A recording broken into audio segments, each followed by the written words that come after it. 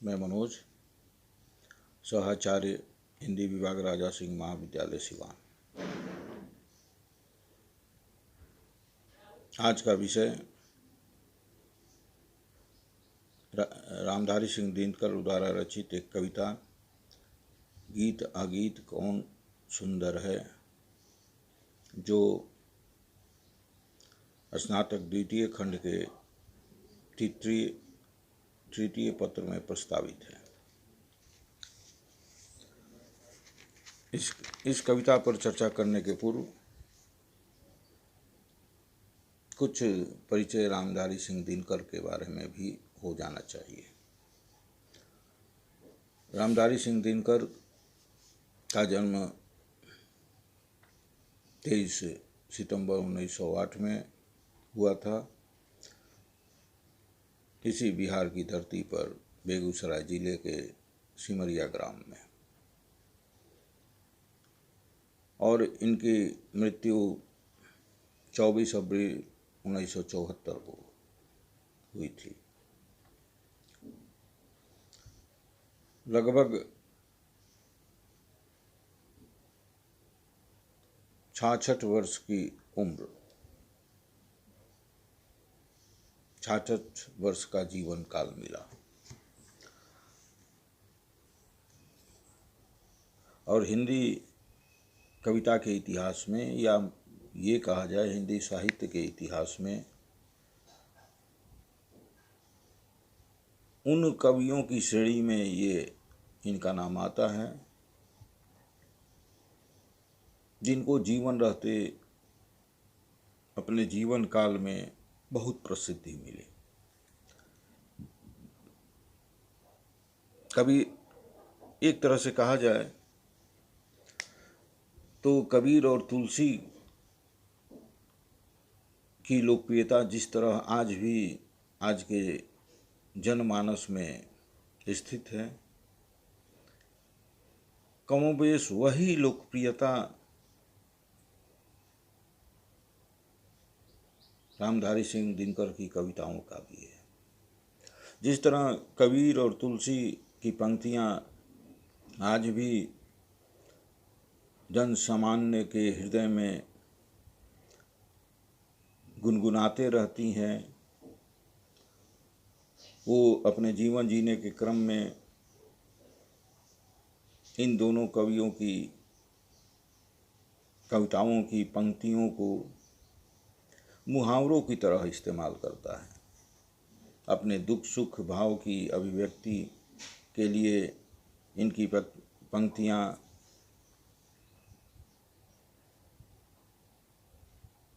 जनसामान्य हमेशा प्रयोग करता है। उसी तरह दिनकर की भी कविताएं जनसामान्य में जगह बना चुकी है। जैसे तुलसी की पंक्ति, भाई बिनु प्रीत न होई, ऐसे ये पंक्तियां जनसामान्य में मुहावरों की तरह उपयोग में लाई जाती हैं। उसी तरह इनकी अनेक पंक्तियां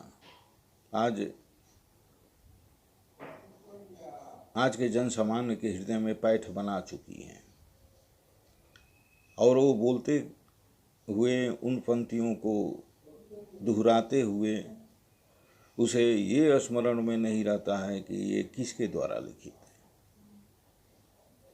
74 का आंदोलन जब आरंभ हुआ था तो उनके द्वारा लिखित कविता का एक अंश जो बहुत ज़्यादा लोकप्रिय हुआ था, वो सिंहासन खाली करो कि जनता आती है।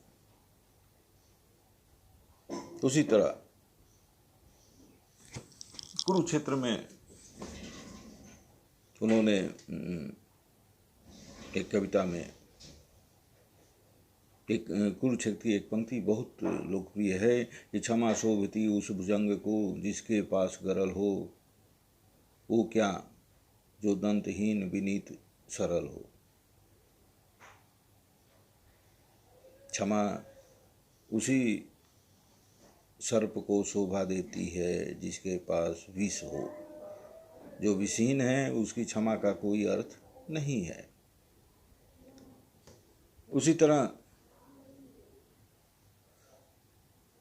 सहनशीलता, क्षमा, दया को तभी पूजता जग है, बल का दर्प चमकता उसके पीछे जब जगमग है। क्षमा, सहनशीलता, क्षमा, दया को सम्मान संसार तभी देता है जब उसके पास बल होता है, शक्ति होती है, तभी उसके क्षमा का अर्थ है। ऐसे अनेकों पंक्तियाँ। एक और पंक्ति का स्मरण हो रहा है कि जब नाश मनुज पर छाता है तो पहले विवेक मर जाता है। ये भी आज सामान्य लोगों के बोलचाल में ये पंक्ति रच बस गई है। हमेशा परिस्थितियों के अनुरूप मनुष्य अपनी बोलचाल में इसका उपयोग करते रहता है। इस तरह दिनकर अपने जीवन काल में कविताओं के माध्यम से जन के हृदय में अपनी पैठ बना चुके थे। ऐसे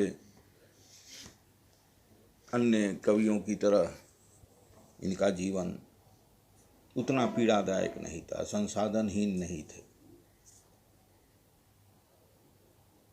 तो स्वाधीनता आंदोलन के दौरान, आज़ादी के पूर्व वो सब रजिस्ट्रार थे। 4 वर्षों तक नौकरी की, लेकिन उस नौकरी की विशेषता ये है कि 4 वर्षों में 22 बार उनका स्थानांतरण हुआ था। 1950-52 में मुजफ्फरपुर में हिंदी विभाग के अध्यक्ष रहे। 1952 से 64 तक राज्यसभा के सदस्य रहे। 1965 से 71 तक भागलपुर विश्वविद्यालय के कुलपति रहे। यही नहीं, रचना कर्म के रूप में भी वो विख्यात रहे। उनका कवि रूप, लेखक रूप, संस्कृति समीक्षक रूप, निबंधकार रूप, साहित्य की तमाम विधाओं में वो सिद्धहस्त थे। उनकी रचनाओं में कुरुक्षेत्र, रश्मिरथी, उर्वशी, हुंकार, परशुराम की प्रतीक्षा, हाहाकार, ये प्रसिद्ध रचनाएं हैं। इनको कवि कर्म के लिए 1959 में साहित्य अकादमी का पुरस्कार मिला। 1959 में ही पद्म भूषण मिला। पद्म भूषण से इन्हें सम्मानित किया गया। 1972 में उनकी रचना उर्वशी के लिए ज्ञानपीठ सम्मान से सम्मानित किया गया। कहने का अर्थ है कि इनका रचना कर्म और इनका व्यक्तित्व एक अलग तरह की पहचान वाला व्यक्तित्व है। ये राष्ट्रकवि के नाम से संबोधित किए जाते हैं। राष्ट्रकवि इसलिए कि इनकी कविताओं में ओज है, वीरता का भाव है। जब ये काव्य पाठ करते थे या इनकी कविताओं का आज भी काव्य पाठ होता है तो उसके लय, उसका औजत्व लोगों के मन में वीरता का संचार करता है और सब के रोए उसके प्रभाव से खड़े हो जाते हैं। इनके लेखनी में इतना दम था। ये कविता उनके उस व्यक्तित्व से अलग पहचान वाली कविता है। गीत अगीत कौन सुंदर है। इस कविता में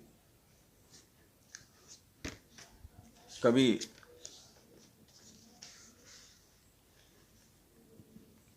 अपनी उस सौंदर्य चेतना को अभिव्यक्त किया है कि सुंदरता की परिभाषा मनुष्य गढ़ता है या सुंदरता को वो देखता है। तो कवि के पास कवि को ये प्रश्न खड़ा करता है कि जो अभिव्यक्त होता है, जिसकी भावनाएं अभिव्यक्त होती हैं, वो तो सुंदर दिखता ही है, उसकी अनुभूति सुंदर होती ही है, क्योंकि उसकी अभिव्यक्ति को हम पढ़कर सुनकर उससे प्रभावित है।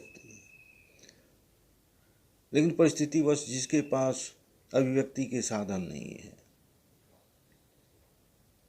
वो अपनी भावनाओं को अभिव्यक्त नहीं कर सकता है, तो क्या वो सुंदर नहीं है? इसी प्रश्न के साथ इस कविता को, इसी प्रश्न के समाधान के लिए इस कविता को उन्होंने रचा है कि गीत अगीत कौन सुंदर है। गीत सुंदर है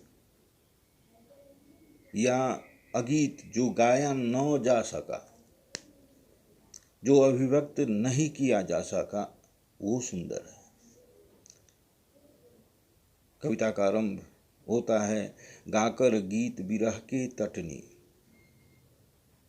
प्रकृति के तमाम उपादानों के माध्यम से अपनी बातों को स्पष्ट करने की कोशिश करता है। कि नदी की चर्चा करते हुए कहता है कि गाकर गीत विरह के तटनी वेगवती बहती जाती है। नदी अपने कल कल छल छल की ध्वनि के साथ, अपने लहरों के कल कल छल छल ध्वनि के साथ अपने विरह को जो समुद्र में मिलने जा रही है, आरंभ से अंत तक, अंत के करीब पहुंचने जा रही है, वो अपने इस अलगाव को, अपने इस विरह को, अपने लहरों के कल कल छल छल के माध्यम से उस पीड़ा को अभिव्यक्त करते हुए बहती जाती है। दिल हल्का कर लेने को उपलों से कुछ कहती जाती है। आसपास के उपलों मतलब आप नदियों के तट के घास पात तृणमूल से अपनी बातों को, अपने पीड़ा को अभिव्यक्त कर हल्का कर लेती है।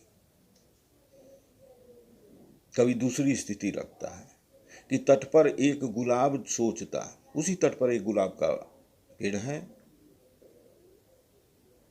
और वो सोच रहा है कि देते स्वर यदि मुझे विधाता,